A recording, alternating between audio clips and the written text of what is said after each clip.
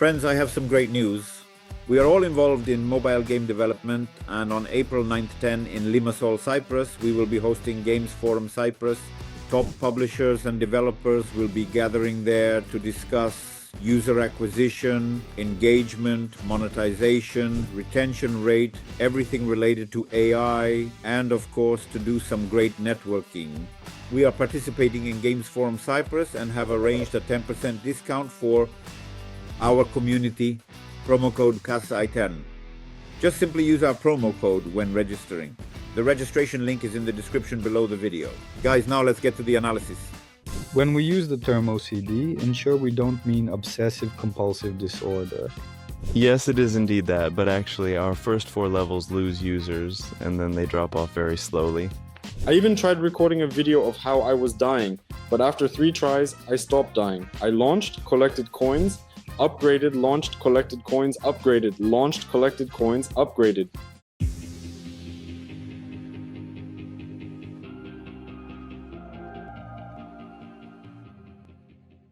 It seems like there's another thought coming. Different cars have different abilities. This ability accumulates. It depends on how far you've driven, how much damage you've dealt, and at some critical moment you activate it. Super weapon. Yeah, I don't know. But if such abilities were made for car bodies, it makes sense to use an older body. These aren't new cars, just new bodies. Everything else stays the same, so only the body changes. By the way, it's not a bad idea to adjust and change the body based on the level. Like if it's impossible to complete a level with one body, but you can with another. Or the other way around, let's say you've already upgraded to the 4th body, but for a specific minigame, you need the compactness of the first one. That's pretty cool. Or when we are discussing speed. And instead of wheels, you could put on some tracks. So basically, just take a look. You have a preloading screen for the next level. And on it there are markers like mud. Or you could even have icons representing upcoming obstacles. Actually, not just obstacles, but more than that, such as challenges. Yes, and also considering the terrain features. For example, you have a tank or a car, and besides the usual nitro boost, you press a button and it goes whoosh, as if it's taking off. That would be great to use on levels where you need to jump over obstacles, or to break through further, for example. Break them apart, a hole as in Mario. That's when you need a chassis, press ability, flies over, different ways to do it. By the way, as a matter of fact, about the scale of the car, I wanted to talk about that because theoretically it can be made bigger. That's not even a problem. You can also enlarge the passages themselves. That also kind of counts as obstacles. Yeah. The whole point is that essentially if you go far beyond level 20, well, past 20, you've stepped onto this new tier. That's where it starts. A 3-level system, and it's implemented all the way up to 6. So beyond that, it's not really an option. Our character might not even touch the ground at all. The bridges are carefully built in such a way you can just simply and effortlessly launch onto a ramp, which easily counts as the 2nd level, then go even higher to reach greater heights and even greater heights. And then you can... Now I get it. Valentin is saying that there is... Floors on. Yes, bridges, yes, a multi-level structure with different floors. I'm not even sure if anyone has found the 6th level. You can drive through it really sore if you do it right. There are some not immediately obvious routes. In essence, you have to skip what seems like a seemingly beneficial ramp, slow down, and jump into a spot that doesn't even look playable at all. Then, in a way that you might not expect, you can launch yourself high and almost glide straight to the end of the level. That's possible too. In that case, look, Valentin, in that case, you need to add some kind of secrets, perhaps even more secrets. Unlocking secrets should grant some kind of achievements. But we don't have achievements in the game at all. Well, you mentioned it, but, someone might perhaps do it once by accident and that's it. What you described is actually a really good and very interesting mechanic, but why would the player really want to indeed go there? Makes sense, in principle. But I think it depends on different player styles. In other words, the perspective of different player types was considered. Everyone plays differently. Some people enjoy shooting, some have fun just jumping and doing flips. and some find it interesting to discover different possibilities, fun and intriguing ones. We find something unconventional in completely conventional things, something like that. And as for Easter eggs, we abandon them even at the concept stage of the game. No. When we talk about things like this, it's not about Easter eggs. It's about extending gameplay, about the fact that some people feel the need to collect everything and they just have to. They have this kind of OCD, like, I need to collect everything. Yeah.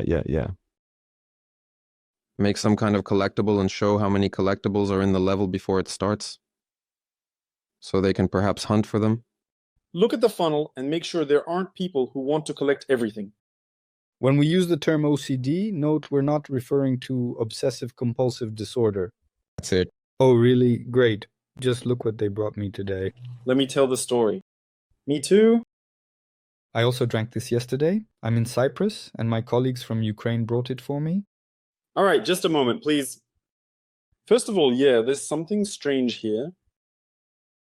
Sasha already mentioned this too, that there are a lot of drop-offs on the first level. Look, when they gave me this screen like the first level, they showed me how to play, and I expected that I would just go in and start shooting. Yeah, but then, all of a sudden, the second level starts, and suddenly I get unexpectedly killed by a storm. I didn't even understand why. I thought I would just go in and start shooting everything. Then I launched it a second time and the same thing happened. After that, I started thinking, why did this happen? What exactly went wrong at that moment? And then I realized what had happened. That's when Sasha mentioned that a tutorial about some kind of energy was being shown, but I had no idea what that energy was yet. And at that moment, apparently, when I got distracted and they showed me that button, energy tutorial, I also had to shoot and drive at the same time. Apparently, I forgot that I needed to keep moving, and that's why the storm was catching up to me.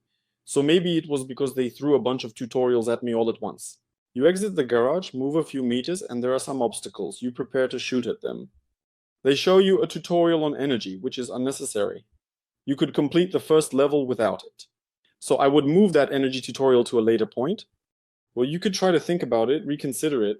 In any case, I died twice right at the start. Why? That confused me. Just check it using a funnel analysis. If players aren't dying at the start, then it's fine. A player must survive at the start. If you see a player is dying at the start on the first level in the funnel, then there's an issue to fix. And here I saw in one game, I like it, but it's strange. Dmitry Lomatin is the one making this tube and warplane.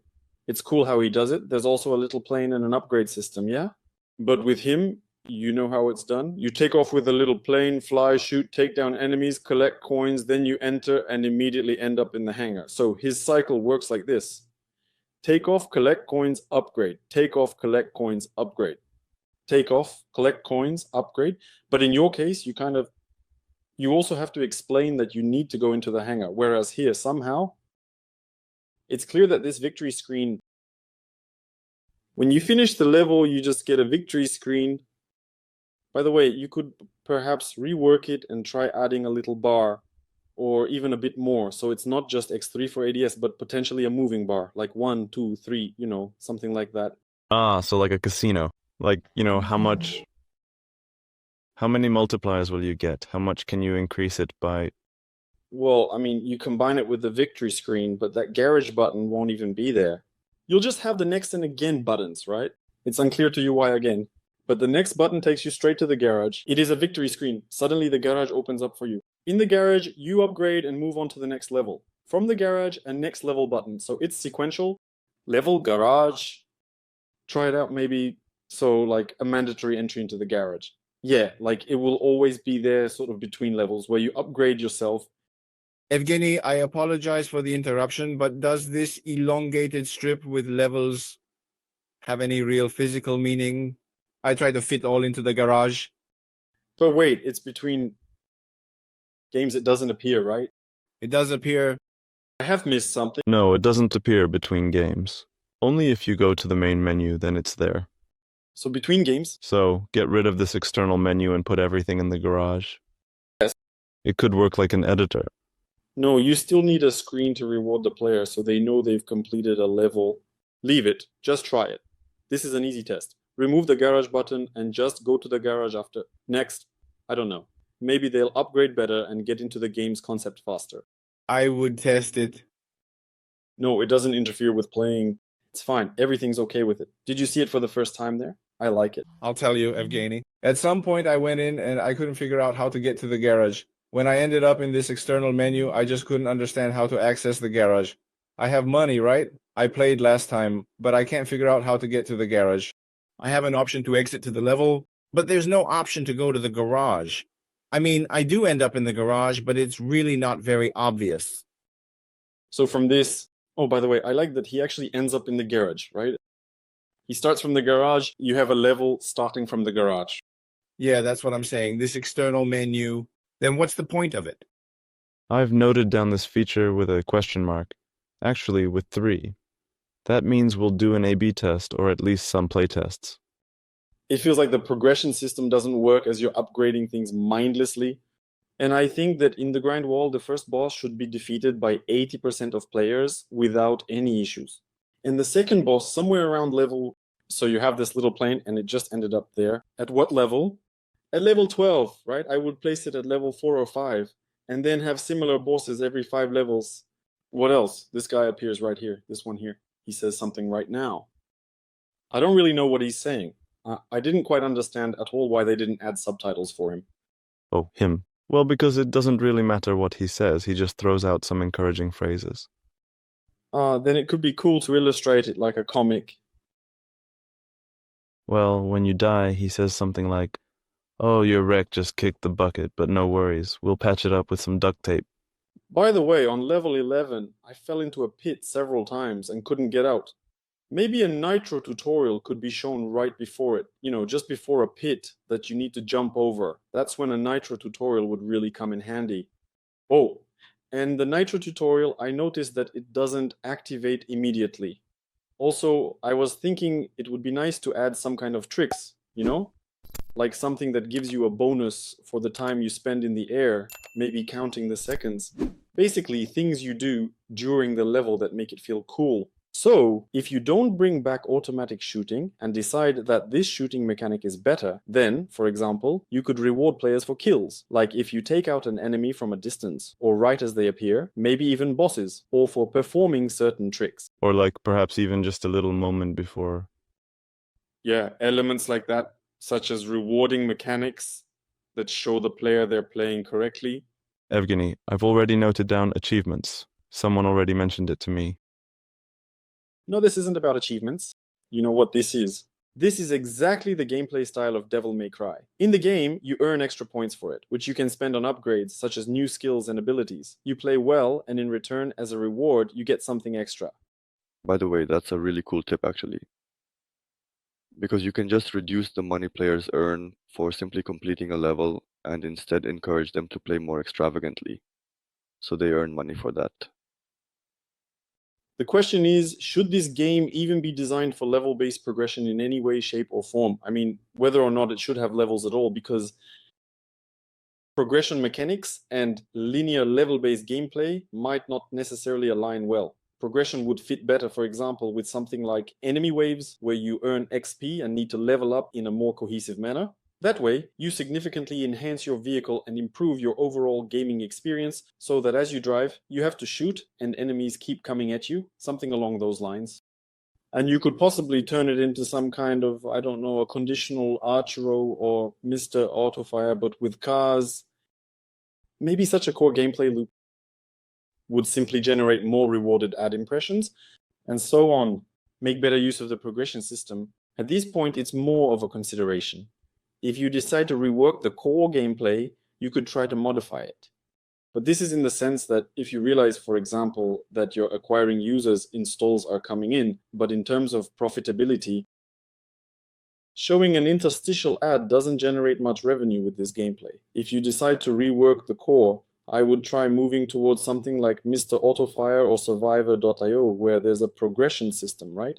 You basically get rid of other cars that attack you, and then, I don't know, you get rewarded. This one, they suggested choosing some skill so that you have all this flying around, well, so that you don't have just one shooting, a machine gun shooting, yes, and a machine gun has 2 bullets flying around, yes, there's all this cross, bounce, and so on. How are you doing with the game in general? How are things going? It's pretty bad so far. Right now, we're iterating on it, gradually uploading and testing to see what happens next. But so far, even the ad impressions per user have only reached the level of our children's games, so we're trying to capture the right vibe now. For now, at this point in time, we're not abandoning this idea because a lot of people really liked it during playtests, and it's quite original and very fresh in a way. That's why we're still iterating, modifying some mechanics here and there, and making adjustments and refining. If we manage to integrate the progression system meaningfully, so players clearly understand its purpose, things might improve. Ad impressions and monetization could benefit from that. I think that indeed, after today's review, we'll have a huge amount of work ahead of us. And I mean, all of this, I'm sure, will yield results. Zhenya, there's something about the visuals, right? Essentially, the visual style of your game is similar to Hill Climb, isn't it? Well, when we actually started, yes, it looked a lot like it initially. But now, not so much. And the icon doesn't suggest that at all.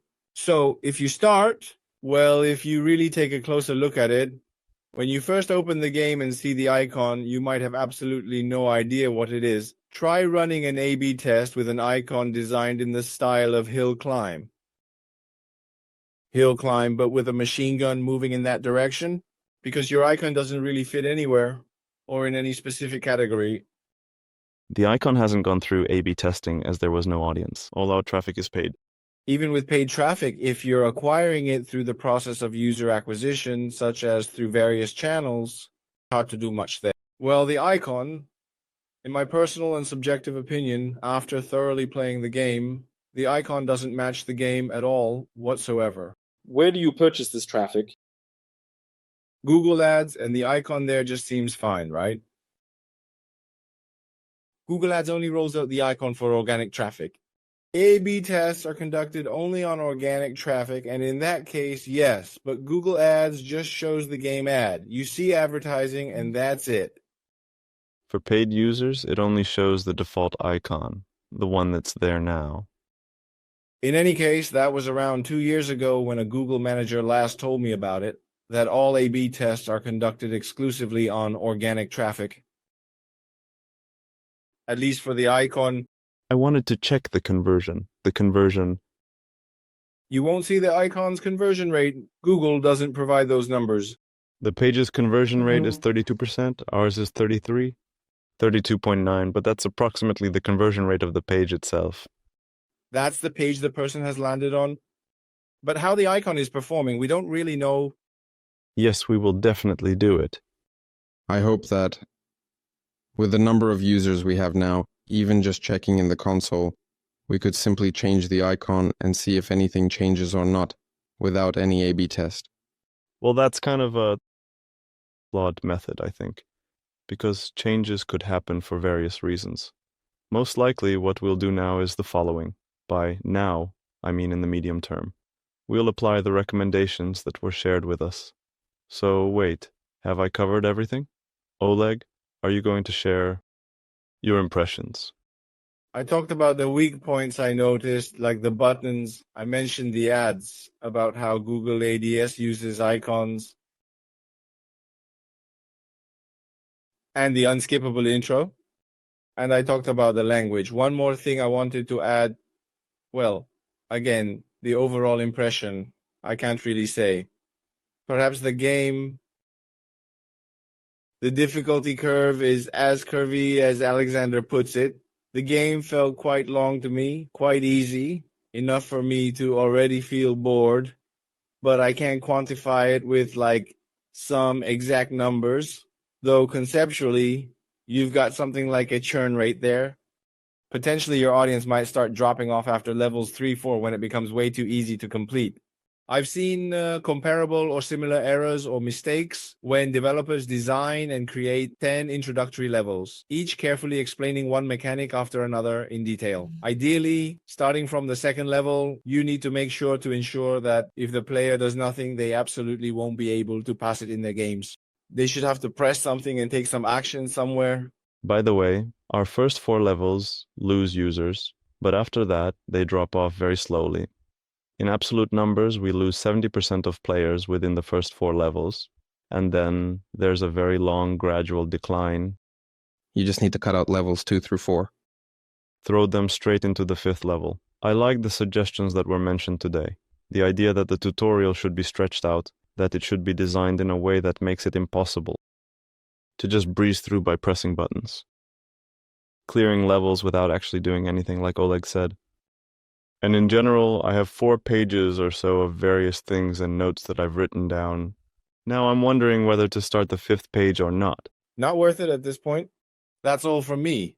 Evgeny, are you done? Will you add anything, Rena? I take it you won't, Dmitry? Dmitry seems to have completely analyzed the game.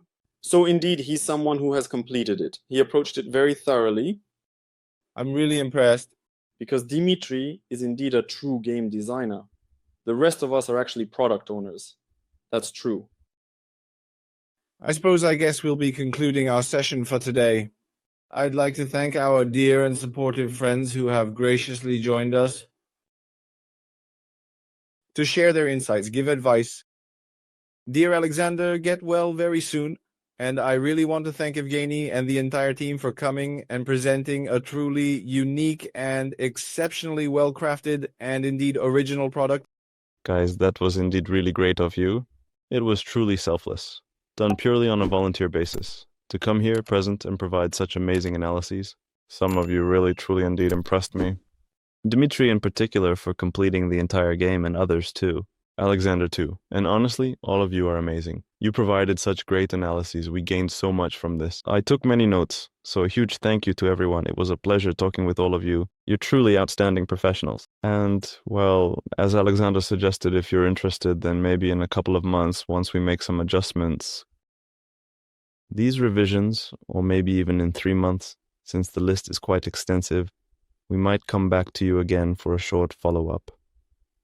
Not exactly a post-mortem, but more of a post-success video, where we briefly go over the features you suggested, which ones worked, and how they performed.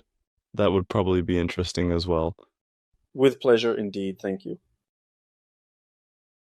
Thank you very much.